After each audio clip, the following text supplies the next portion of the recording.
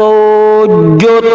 Ya, makanya ikuti bagaimana hidup oleh yang dicontohkan ketika Yesus itu turun dan para nabi itu turun.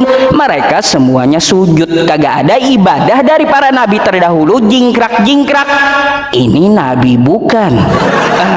Ya, nabi bukan, ulama bukan, anak nabi bukan, rasul bukan, ulama bukan, ustadz bukan, terus kesehariannya kagak sholat tapi pengen masuk surga.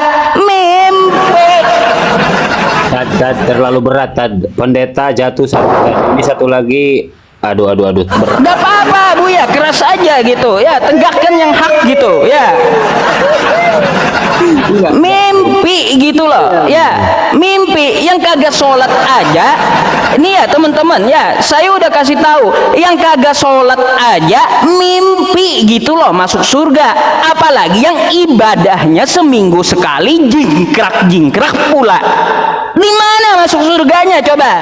Di mana Yesus pernah mengatakan, hai kalian Kristen, silahkan kalian ke gereja hari Minggu, jingkrak-jingkraklah kalian di sana pakai karaoke, pakai musik untuk memuji dan menyembahku. Ada Yesus kayak gitu?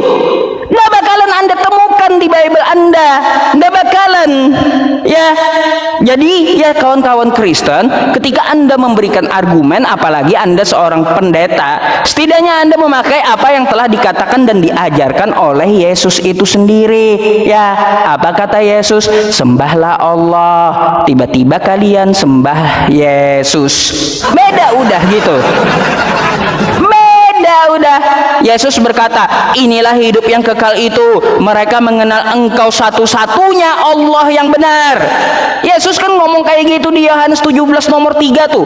Inilah hidup yang kekal itu, mereka mengenal engkau satu-satunya, bukan mengenal engkau tiga dalam satu. Nggak ada kayak gitu Yesus ngomongnya, nggak ada.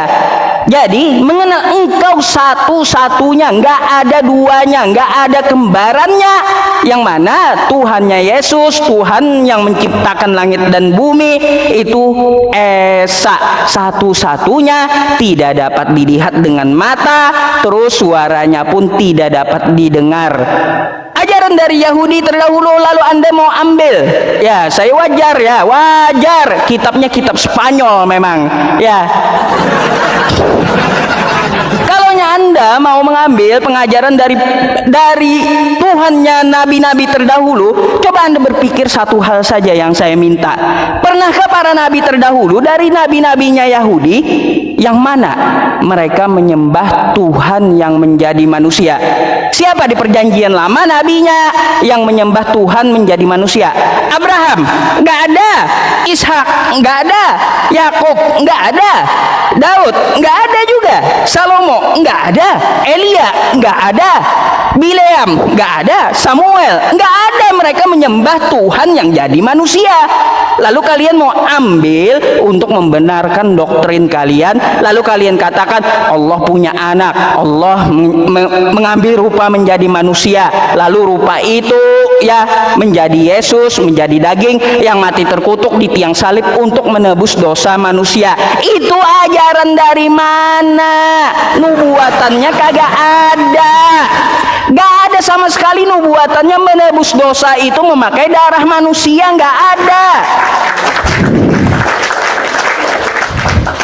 Kayak gimana kalian ini? Masa orang muslim yang harus ngajarin Bible kalian gitu loh, apa yang dikatakan oleh Yesus gitu? Silakan Pak Dalbo. Ustaz Yusuf tidak mengerti. Anda kan belum diilhami. Kalau mau memahami Bible itu Pak, Ustaz Yusuf bersedia untuk dibaptis dulu. Baru Anda imani. Kan kabur jadinya. Aduh, gara-gara Ustadz Yusuf ini gimana sih? Tapi Pak Pendeta Yunus setia. Pak Pendeta Yunus ini bertanggung jawab. Tidak ya seperti Pak Pendeta Vincent langsung kabur. Tapi kita berbaik sangka saja lah. Mungkin sinyalnya jelek jadi terpental. Aku ada peringatan lagi loh. Aku ada peringatan lagi loh. Begini, guru-guru izin sebentar, Pak Pendeta Yunus izin ya sebentar sebelum Pak Pendeta Yunus menanggapi. Ini saya kasih dulu ke ajaran kasih bentar ya. Silakan. Ya saya mau turun ya sedikit lagi ya. Iya, takut Jadi kena izin Bennett. sedikit. Lanjut. Kena Bennett. Jadi tadi ini mengatakan ada konsili Petrus dengan Paulus dan Barnabas ya. Itu saya tahu. Saya hafal sekali itu. Itu materi saya di semester berapa ya? Semester 3 kalau nggak salah. Itu masalah perang antara Petrus dengan Yakobus dengan Paulus gitu ya. Jadi itu materi saya sebenarnya, saya hafal sekali. Jadi tidak ada klarifikasi sampai sekarang ada perdamaian antara Paulus dengan Petrus dan Yakobus. Nah ini yang disampaikan oleh Pak Pendeta tadi itu kelihatannya kurang tidak betul ya. Karena di Galatia 1:6 ini kan dikatakan, aku heran bahwa kamu begitu lekas berbalik daripada Dia yang oleh karena karunia Kristus yang telah memanggil kamu dan mengikuti suatu injil lain. Ini ditujukan kepada siapa? Mengikuti injil lain.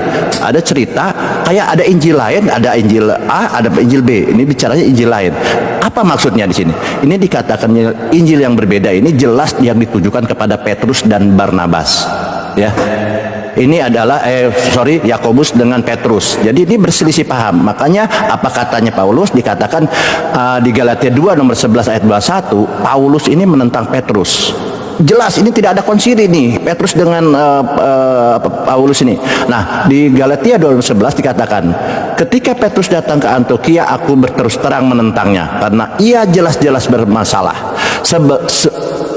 Jelas-jelas bersalah katanya. Petrus dikatakan bersalah oleh Paulus, luar biasa. Petrus ini murid Yesus loh.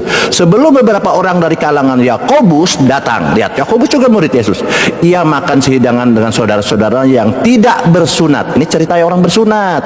Makanya tidak ada ini sunat, ini hanya klaim dari Paulus. Nah kemudian Petrus dengan Yakobus tidak setuju. Nah, tetapi setelah mereka datang, ia mengundurkan diri dan menjauhi saudara-saudaranya dan yang tidak bersunat, karena ia takut kepada mereka yang termasuk golongan bersunat. Nah, Petrus, Yakobus menarik diri. Dia tidak mau mengikuti apa yang dipahami oleh Paulus. Artinya dia konsisten, murid Yesus itu melakukan tentang hukum sunat. Apa kata di sini? Mengapa seperti Rasul katanya Rasul Yakobus, Petrus dikatakan salah oleh Paulus? Karena inilah Paulus mengatakan di ayat 13-nya ya, orang-orang Yahudi yang lain ikut berpura-pura kepadanya sehingga Barnabas pun ikut sesat karena kemunafikan mereka. Petrus, Barnabas dikatakan sesat loh oleh Paulus. Jadi tinggian mana Paulus dengan Petrus, Yakobus dengan Barnabas? Ya tinggian murid Yesus lah. Itulah yang tadi yang dikatakan. Saya izin sedikit bahwa saya hanya tutup aja bahwa tentang konsili antara Petrus, Yakobus, Barnabas itu tidak betul dengan Paulus ya, tidak ada konsili. Itu mungkin hanya klaim-klaim aja karena tidak ada klarifikasi sampai sekarang bahwa mereka tetap bermusuhan ya, tidak ada kesepakatan dalam hal hukum Taurat. Terutama dalam hukum sunat. Demikian saudara-saudaraku, mohon maaf ada salah kata. Saya izin. Assalamualaikum warahmatullahi wabarakatuh. Nah, Pak Ajaran, waalaikumsalam warahmatullahi wabarakatuh. Terima kasih. Silakan Pak Pendeta. Pak Pendeta Yunus. Terima kasih Ya. Bang Buya, terima kasih. Jadi untuk menanggapi Bang PE, semua nabi merujuk kepada satu nama, satu yang akan datang penebusan dosa. Semua nabi, termasuk Daniel, termasuk Mika, ya semua nabi. Mika 5 ayat 1, semua nabi mengarahkan ke satu sesat. Yesaya juga menceritakan bahwa akan datang penebusan dosa, juru selamat bagi dunia. Ini yang menjadi dasar bahwa para nabi sudah menceritakan dari zaman purbakala pun telah dinubuatkan akan datang.